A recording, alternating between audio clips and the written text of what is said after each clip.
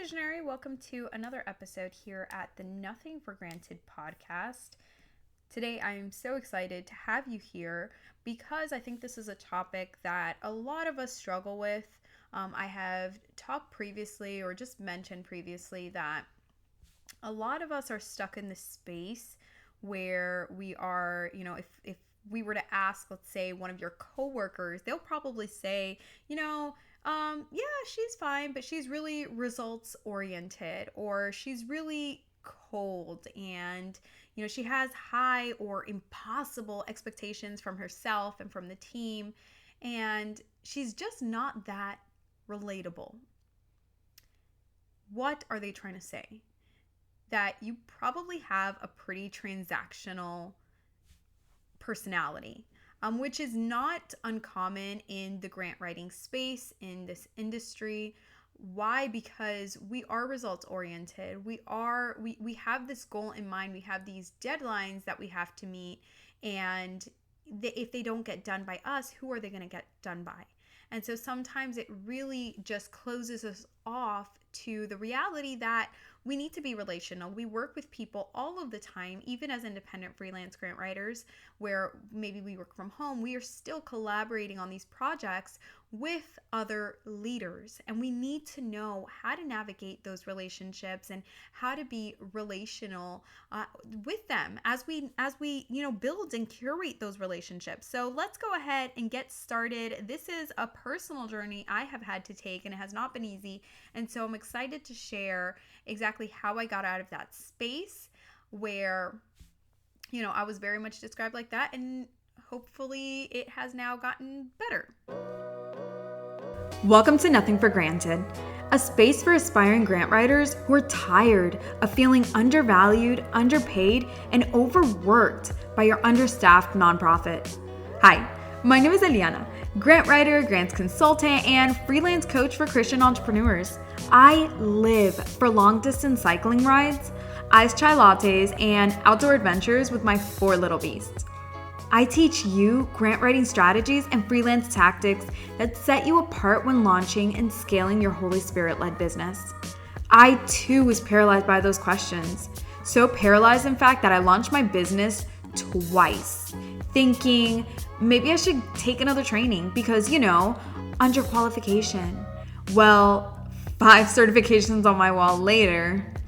But what if I told you that with a little basic knowledge and next to no experience, you too could launch a successful and sustainable freelance grant consulting business while pursuing that degree, raising littles, and maybe getting a tan on the beach?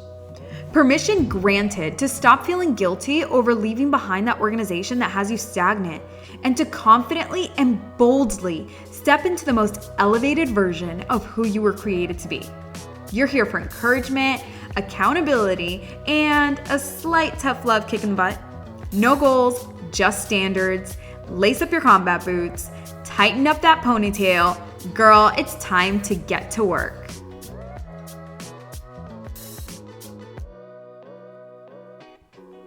Guys, so if you have not already joined my email list, I highly encourage you to do that. You can send me an email directly at hello@buffalomissionco.com. You can join the Facebook community page. That's bit.ly/freelance grant writing. But you want to get on this email list. Why? Because I'm constantly, and not in a spammy way, but once a week, I do like to send out just a personal note to my subscribers. Why? Because independent grant writing can be a lonely space, and sometimes having somebody in your corner that can encourage you, that can share the good, the bad, the ugly, the difficult is needed, right? And it's important for us to know that nobody's perfect and we're all still on our journeys towards the end goal. So definitely be sure to email me or join the Facebook community page so you can get on my subscriptions list. And very soon I will have just additional resources that I'll be sending out exclusively to my email subscribers. So go ahead and get on there. Now let's jump right into today's episode. So transactional personalities, okay? What does this mean? For lack of a better term, it pretty much just means that you have no empathetic skills. Okay. For example, I have no idea what to do when people cry. I tell this to my husband all the time. I just had somebody cry to me yesterday and he pretty much saved me. He was like, "You want to go to lunch?" And I was like, "Please get me the hell out of here," because I don't know what to do when people start crying to me. It's just an uncomfortable position. I don't know how to console them. I don't know how to respond. And what I really want to do is run, but I don't want to scare them off either. I was really policy driven when I was working in corporate America, and everything to me was, well, super by the book. I worked in de escalation, and for me, I did not understand that the world is made up of a lot of gray. And having empathy really enables you to see policy from a different perspective and really start looking at the business as a whole, not just as rules are rules. But it really opened up this opportunity for me to look at, okay, what is really going on here and how is this going to impact the holistic business, not just my department, not just my reputation, because I was known as the executioner. And that was fun, right? I got a pleasure out of being that person without understanding that, like I mentioned, the world is made up of gray. And sometimes you could say no to the wrong person who could then turn around and have detrimental consequences to the business.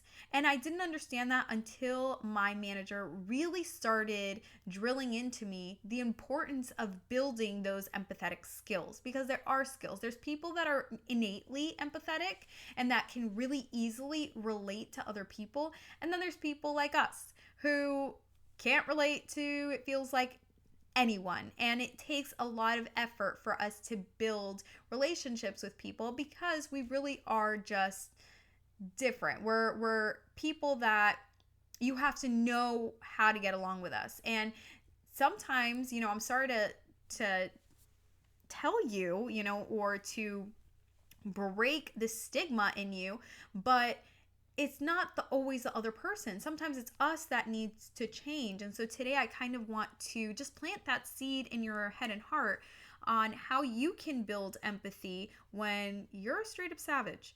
So, number one, I'm going to say that you have to start setting a daily reminder. Okay. This skill is built off of intentional efforts. I don't care if you have to hide sticky notes around your house, in your, the back of your bathroom door, on your bathroom mirror, if it's in your car, on your lunchbox. Like, I don't care where you have to hide them, but create a habit of setting daily reminders to be empathetic towards other people. What you're doing here is you're getting outside of your comfort zone, right?